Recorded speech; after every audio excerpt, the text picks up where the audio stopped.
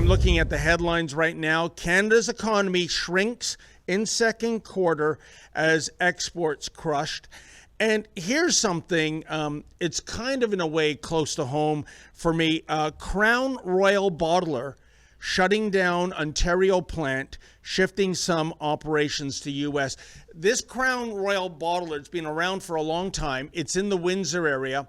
My sons, a few years ago, moved to Windsor because there's no hope of getting into the housing market in the Greater Toronto area. And I can tell you right now, Windsor has 11.2% unemployment. That is the highest rate it has been since they started collecting these stats. This is going to add fuel to the fire.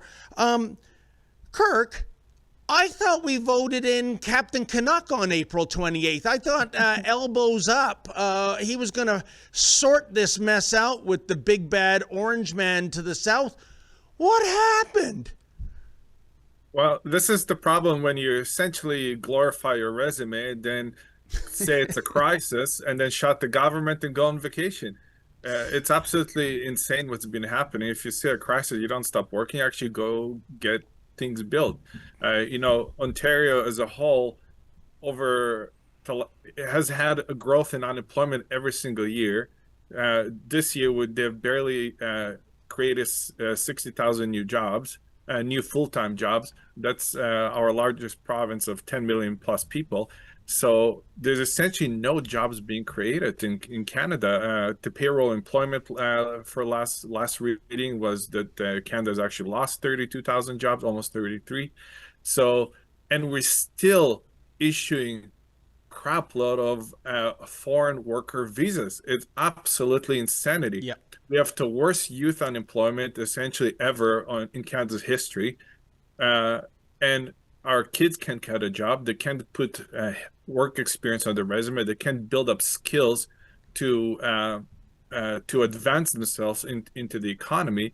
So, and we're still issuing visas for foreigners to come here. It's absolutely madness. So the two of them, essentially the Canadian economy will collapse in itself because it's just not sustainable. And this is part of the reason why we're seeing increasing crime rates. People just have to do something. Yeah. And when people are bored, they can't work, they either do drugs or crime.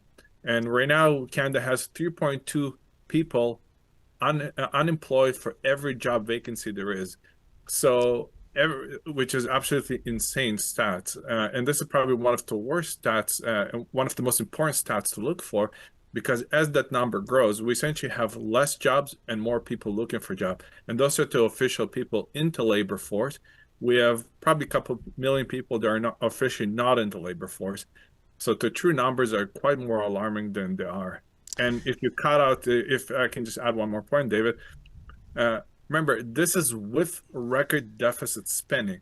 So if the government cuts any deficit spending, our Canada economy will be in full recessionary collapse. So, which is absolutely alarming considering we have one of the richest nations on earth with our resources.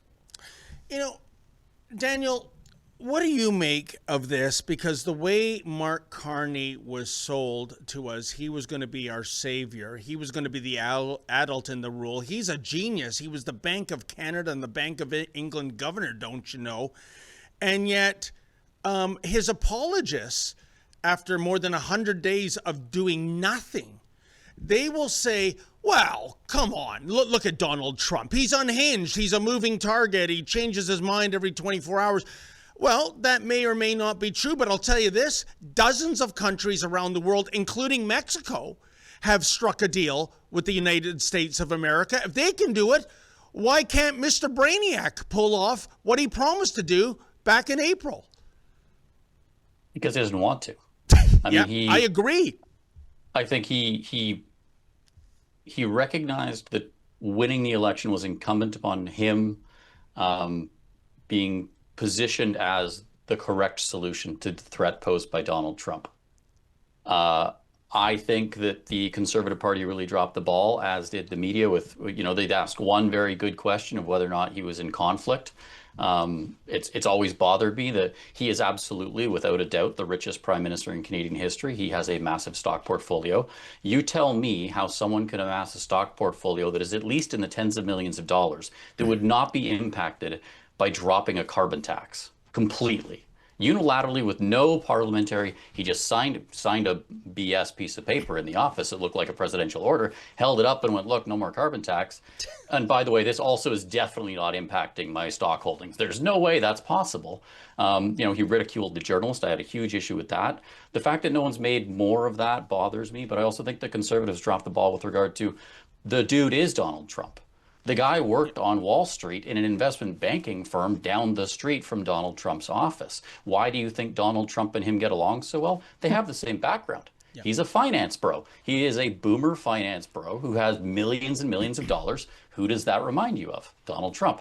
Does he want to work with Donald Trump? No, because he thinks Canada is the most European country in North America, which is one of the stupidest things he said, right along with we'll be our own customer, which is someone who owns two companies. You can't be your own customer. If I buy my own magazine, guess what, guys? I'm not making any money. And I think we're now reaping the not benefit of that, because watching him gallivant around Europe like he has for the past week, which has irked me to no end, as people can probably tell, saying, we've made a deal with Poland, we've made a deal with Germany. Great, you know what? They're very far away. Yeah. And if I want to ship product to another country, guess what's way cheaper to do? Put it on a train, put it on a truck, get it across the border. At least it used to be. But now that our relationship is getting so eroded, what are we all going to put all the volume through the ports? That newsflash, every port in Canada is basically facing an expansion project because they're already at capacity. Like, it's the most foolhardy. I don't really understand how he can be possibly misreading the situation more. And I really hope that people realize it, because what Kirk said of, if they pull the deficit spending, we'll be in a recession. I feel like Canada has been in a recession that has refused to acknowledge because of the immigration bolstering GDP figures falsely. We've been in it for like 2 years based on GDP per capita.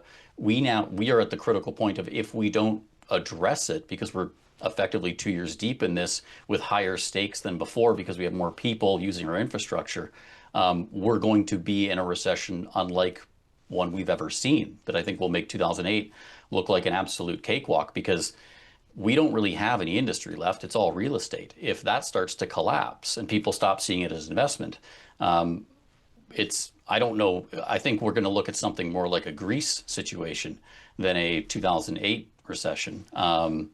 So I really hope people wake up, and I hope people start demanding more, because he should have recalled Parliament right away. He's wasting a ton of time talking to Lithuania or whatever it was, instead of going down to the country next door that's got 400 million people that want to buy our stuff and say, hey, let's work this out. We've been best friends for like 100 years, to throw that relationship away, regardless of who is in the White House. And this is a fundamental issue that I have with Mark Carney and the way that this whole election's gone, and to a degree, the way that the Conservatives handled it. To recognize that Donald Trump is the president of the United States means that when we make a relationship with the United States, it should be regardless of who the president is. Yep. It doesn't matter if it's Barack Obama, Joe Biden, George Bush, or Donald Trump. Our prime ministers should be able to recognize that the deals that we make with that country are with two countries. It's not Mark Carney's deal with Donald Trump. It's Canada's deal with the United States, for all Canadians and all Americans, for our mutual benefit. It's not about their individual political stripes or their own benefits. And I think Canadians really have to start demanding that.